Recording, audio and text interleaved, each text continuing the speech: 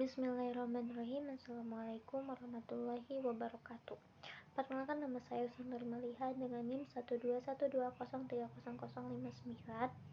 Di video kali ini saya akan mereview materi tentang dinasti-dinasti kecil. Yang pertama ada dinasti Aghlabiyah. Nah, dinasti Aghlabiyah ini berdiri atau memerintah dari tahun 1804 Hijriah sampai 2296 Hijriah, atau dari tahun 800 Masehi sampai 908 Masehi. Nah, dinasti Aghlabiyah ini merupakan dinasti yang pusat pemerintahannya berada di Gairawan, Tunisia. Nama dinasti ini dinisbatkan dari nama Ibrahim bin Al-Aghlab, seorang Khurasan yang menjadi perwira dalam barisan tentara Abbasiyah pada masa pemerintahan kekhalifahan Harun al-Rashid 13. Kemajuan-kemajuan yang dicapai oleh dinasti Aghlabiyah ini diantaranya meliputi kemajuan di bidang politik, kemajuan di bidang kebudayaan, kemajuan di bidang ilmu pengetahuan, dan kemajuan di bidang perekonomian, yang dimana kemajuan-kemajuan di masa pemerintahan dinasti Aghlabiyah ini mampu memberikan kontribusi kepada peradaban Islam. Kemudian kemunduran dan kehancuran. Setelah Bani Aghlabiyah berkuasa selama 1,5 abad, badai kehancuran mulai mengancam. Lambat laun dinasti ini mengalami penurunan, tepatnya pada abad ke-9 Masehi. Kemunduran ini terjadi di bidang politik yang disebabkan oleh gencatan propaganda orang-orang Syiah yang dimotori Abu Abdullah al-Syi'i atas pemerintahan Abu Ubaidillah al-Mahdi. Kemudian setelah dinasti Aghlabiyah ini digantikan oleh dinasti Fatimiyah di Mesir yang memerintah pada tahun 297 Hijriah sampai 506 Hijriah, atau pada tahun 909 Masehi sampai 1172 Masehi. Secara lahirnya dinasti Fatimiyah ini adalah salah satu dari dinasti Syiah dalam Islam.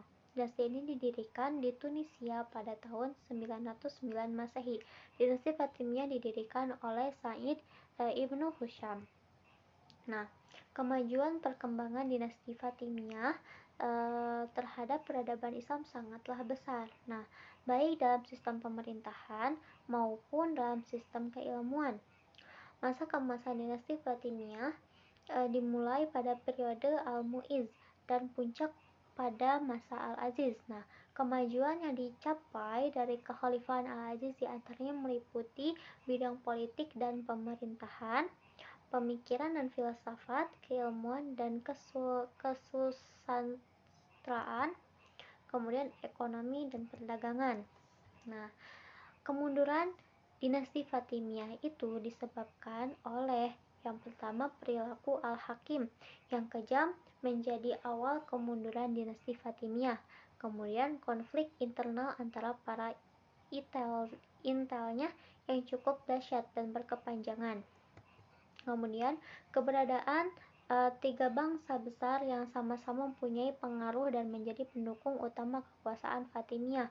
Yang keempat, faktor eksternal juga ikut mempercepat kehancuran dinasti Fatimiyah, seperti rongrongan bangsa Normandia, Banu Saljuk dan Turki, dan Banu Hilal dan Banu Sulaiman dari Najd yang menguasai sedikit demi sedikit terhadap wilayah kekuasaan Fatimiyah.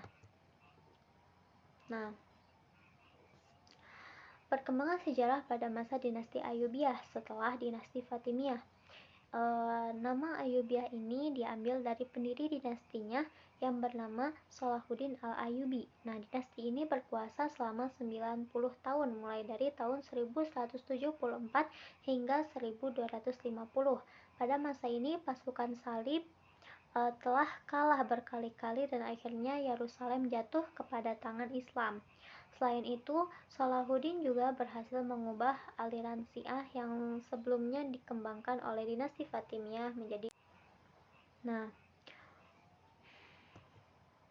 peradaban di masa dinasti Ayyubiyah mengalami kemajuan yang yang terjadi di berbagai sektor, di antaranya di sektor pendidikan, kesehatan, arsitektur, filsafat dan keilmuan, industri, militer dan perdagangan.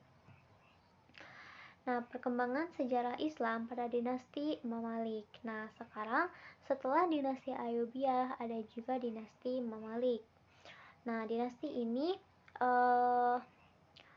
muncul di Mesir. Dinasti ini berkuasa selama kurang lebih 267 tahun, dari tahun 1250 Masehi hingga 1517 Masehi.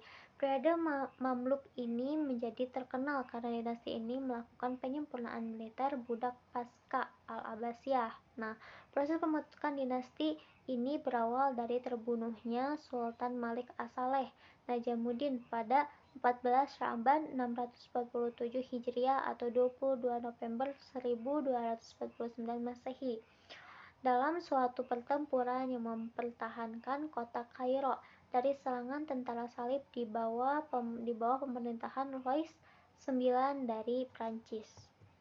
Nah, kemajuan-kemajuan yang dicapai diantaranya kemajuan di bidang pemerintahan, kemudian di bidang militer, bidang ekonomi, bidang pengetahuan, seni, dan budaya. Penyebab kehancuran dinasti Mamalik ini diantaranya dari faktor internal dan ada juga faktor eksternal. Faktor internalnya yaitu melemahnya solidaritas kemiliteran, hedonisme, korupsi, dan wabah penyakit. Dan faktor eksternalnya penemuan Tanjung Harap di Afrika Selatan oleh Vasco da Gama Portugis pada tahun 1498.